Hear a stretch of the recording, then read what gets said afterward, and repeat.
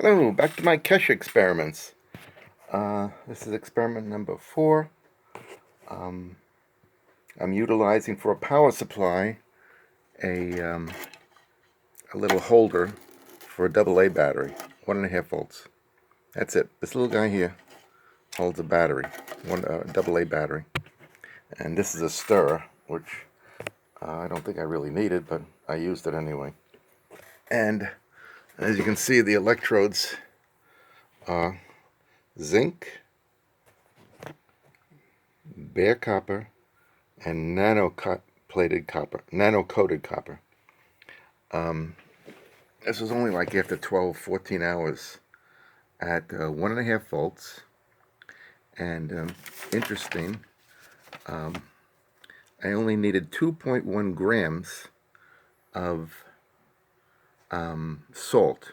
What I did was I had the magnetic stir going, and I slowly added salt to tap water, which started out without any salt. I started out with 9 milliamps conductivity, and I just kept adding salt until I saw my current go to 95 milliamps on this gauge when I had it in the circuit, and then it dropped down to 80 milliamps, and it just kept going down all through the night to about 20 milliamps. Or that could be the battery too.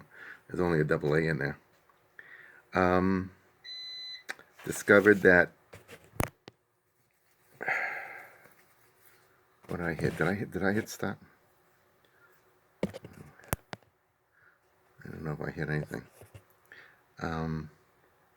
2/3 of the current I discovered was going through the zinc. 1/3 of the current was going through the bare copper. Separation distances changes the current flow quite a bit. I didn't measure how much it was. This is all with 1.27 volts, which is what I measured for this, which is in a case with a little on-off switch. You can see the switch here. Okay, yeah, I turned it on, and now it's around 60 milliamps. Okay, it fluctuates, but I got a quantity of. Let me turn that off. That little switch. It goes back to 0, and from looking at the zinc, I can't do this with one hand. I didn't get that much erosion on the zinc, which comes off this roll of zinc foil. Just unroll it and cut it with a scissor. And so I would say most of what you see on the bottom of this bottle is all CO2 Gans. Now, the amazing is only 2.1 grams of salt added to a pint to get this reaction to work at, what was it? 1.27 volts.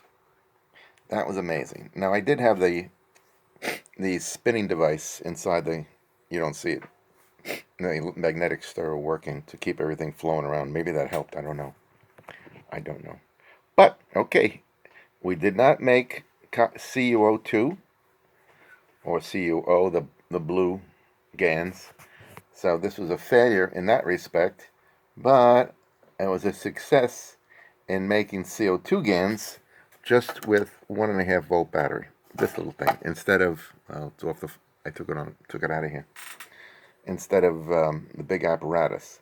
So I'm trying to get it to the point where anybody can make this at home with a 1.5 volt battery. I feel that the amount of salt has a tremendous effect on this whole process. A tremendous effect.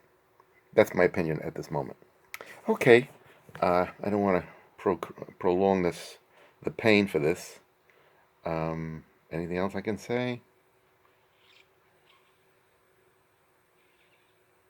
Separation of the coils is very important. Using tap water without any salt added, I had a current of 9 milliamps, which is not that bad. All right, well, next experiment.